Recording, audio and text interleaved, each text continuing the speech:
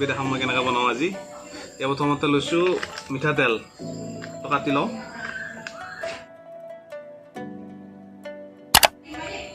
এতিয়া পূৰা তেল গৰম হৈ আছে। এতিয়া দি তেজপাত আৰু শুকান জ্বলা। এই আমাৰ লগত আছে ধুনু, আজি পূৰা মোৰ লগত এছিষ্টেণ্ট। দিয়া দিয়া দিয়া, মজা আছে। এয়া দালচেনি আছে, ইলাচি, লং দি দিছোঁ, গোটা গোটাকৈ দি দিছোঁ।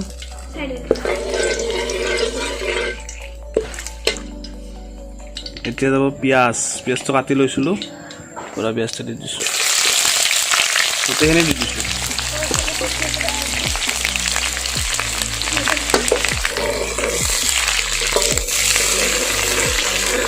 এতিয়া মানে পিঁয়াজটো পূৰা ৰঙা হোৱালৈকে ভাজিম।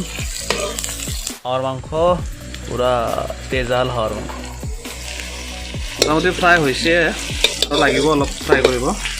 এতিয়া মোটামুটি ফ্ৰাই হৈ গ'ল। এতিয়া মাংস দিব ধুনু, মাংস দে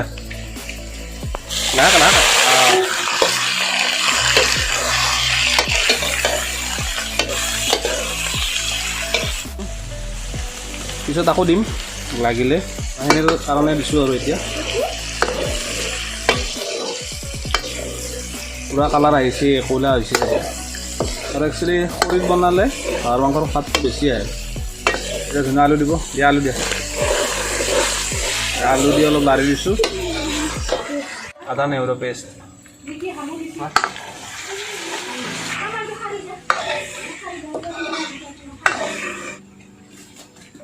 দাদা হা।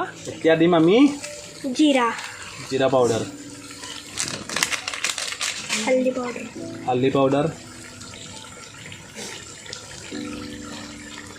অলপ লাৰি দিছোঁ।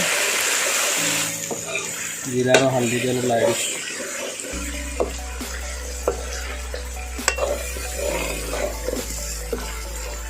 এতিয়া দিম অলপ কাশ্মীৰী মিৰ্চ, অলপ দিম কালাৰৰ কাৰণে, দিম অলপ, কালাৰটো ধুনীয়া আহে কাশ্মীৰীটো দিলে মানে। এতিয়া দিম অলপ মিট মছলা, অলপ দিব লাগে আৰু অলপ পানী দিছোঁ, পানী দি অলপ লাৰি দিছোঁ। এতিয়া নহ'লে মানে তলত লাগি যোৱাৰ চান্সটো বেছি, খৰিত তাৰমানে অলপ লাগি যোৱাৰ চান্সটো বহুত বেছি থাকে না। অলপ পানী দিছোঁ, পানী দি লাৰি দিছোঁ। কালাৰটো এতিয়া ধুনীয়া আছে। মানে কি, যিমানে লাৰিব নহয় সিমানে টেষ্টটো বেছি আহে আৰু সোৱাদটো বেছি হয়। পূৰা লাৰি থাকিব লাগে মানে নন ষ্টপ, লাৰি থাকিলে সোৱাদ আহে। কি নাম? মিমু। মিমু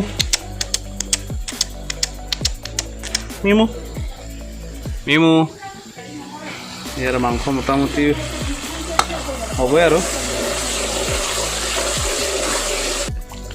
মোটামুটি মাংস হ'লেই আৰু এতিয়া লাষ্টত এয়া গৰম মছলা দি দিছোঁ, অলপ লাৰি দিম।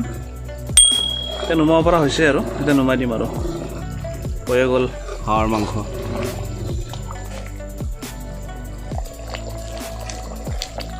খাবলৈ মজা হৈছে, টেষ্টি, তামাম টেষ্টি। খাই চালোঁ আৰু অলপ, ৰেডি, পূৰা লাল হৈ গৈছে। চ' খাবলৈ বহুত টেষ্টি হৈছে। চ' আপোনালোকে এনেকৈ ট্ৰাই কৰিব।